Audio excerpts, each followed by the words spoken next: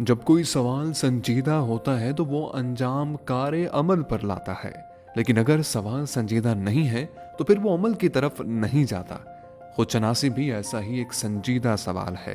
अगर आप इस सवाल को दिल में रख लेते हैं और गौर व फिक्र शुरू कर देते हैं तो फिर अल्लाह ताला इसका जवाब इशारों की सूरत में देता है। दुनिया का कोई इंसान एकदम से अपने आप को नहीं पहचान सकता।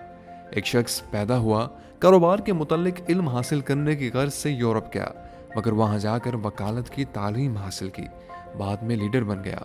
दुनिया इसे कायद आजम के नाम से जानने लगी। कुदरत ने लाजिम कर दिया कि यह रास्ता ढूंढने से ही मिलेगा। ये नहीं हो सकता कि आप बटन दबाएं और आप खुद को पहचान जाएं। कोशिश लाजिम है। अल्लाह ताला ने कहा, कोशिश करोगे तो फिर मिलेगा। ये खालिक और मखलूक में फ़र्क है। खालिक कुन कहता है और हो जाता है। हम सोचते हैं, कहते हैं, कोशिश करते हैं, फिर होता है। मैं कौन हूँ, मैं क्या हूँ? इस सवाल का जवाब शूरी कोशिश मांगता है। सजदे करने पड़ते हैं, कई जगह भागना पड़ता है। आपका असल चेहरा कई हादसात से निकलता है।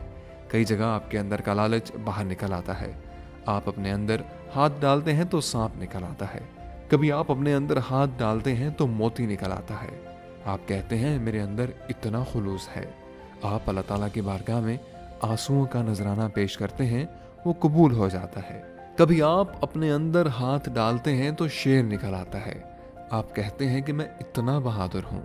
पता चला कि सारी चीज़ों को अपने अंदर तलाश करते करते आखिरकार वो असल चीज़ मिल जाती है।